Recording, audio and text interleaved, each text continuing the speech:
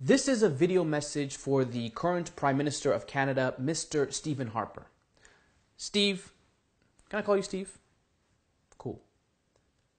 Why do you hate Muslims so much? Why? I just want to know. I don't know if you think that you don't, or you're just oblivious to the things that you say and how they are interpreted by the Muslims that actually live in Canada, because it's quite clear to us that you hate us. And I just want to know why. Why do you hate us so much? Now, I'll give you an example, Steve. This whole niqab debate, okay? You and I both know that it means absolutely nothing. Nobody cares about it except for you and your conservative cronies. Otherwise, it's not even a point of discussion. Like, forget talking about unemployment or your boy Duffy and all the crazy corruption and stuff that he's been up to, or the over 1,200 Aboriginal women who are missing or presumed dead. Let's not talk about that. Let's focus on a 25-minute ceremony that affects 1.001% of this population and take away from the things that actually matter in this election season. Steve, you a G, man. I don't know how you did that. How did you make us all so dumb? Now, if you said the things you say about Muslims to any other group in this society, you wouldn't have a job by lunchtime. But because there's always this need for the enemy, the other, the foreigner that we can blame our troubles on, Muslims just happen to be occupying that slot right now. Like the language that was used to justify Aboriginal people and residential schools, you know, these savages, these barbaric people. You see any similarities? Because we're the barbaric people now. Not to mention the language that was used to justify slavery in Canada and the justification of things like Africville, the destruction of an all-black community in Nova Scotia, or the same language that was used to justify the treatment of Chinese railway workers who built this country from east to west. Steve, that language can go a long way, and that language has a scary precedence, and it usually is followed by something very scary down the line. And I get it.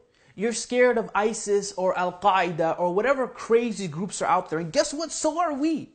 But Steve, why don't we ever talk about the root cause of groups like ISIS? Like, for instance, the role that our Western foreign policy plays in helping to destroy countries like Iraq, the 2003 invasion, creating a vacuum where groups like ISIS can flourish. Why don't we ever talk about our role as Canadians in helping to create groups like ISIS? Steve, come on, bro.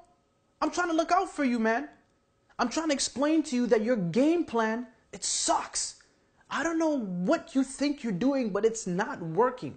Because when you dehumanize Muslims in this country, you make us feel alienated, you make us feel isolated, you feed into the propaganda that groups like ISIS use to justify their tyranny in this country. And Stevie, listen here now. If you don't like that idea, you don't like the celebration of religious and cultural differences, if you don't like the dream of Canada, then why don't you just go back to wherever you come from?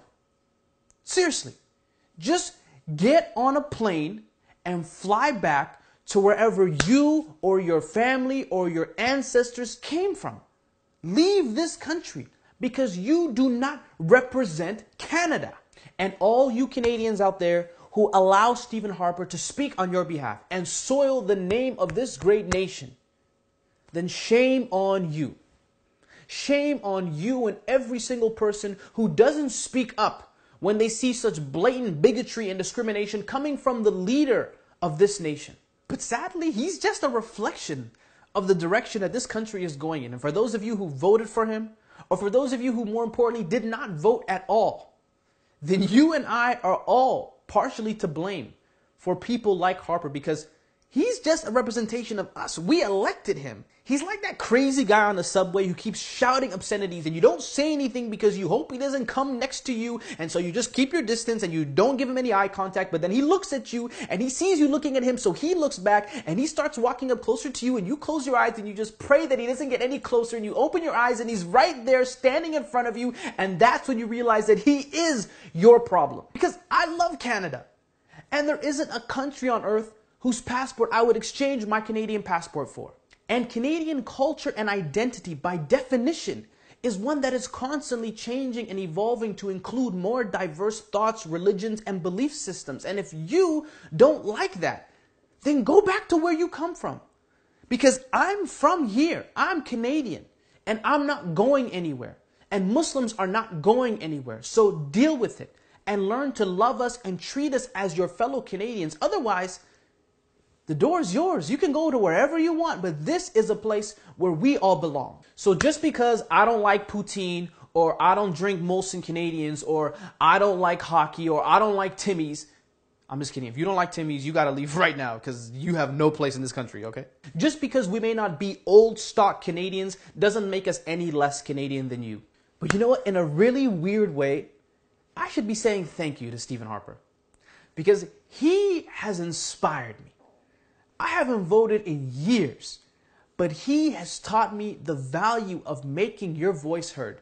And come this election season, this election day, October 19th, I will be casting my ballot for the first time in many years. Because politicians are like diapers. They need to be changed regularly and for the exact same reason. Steve, see you October 19th.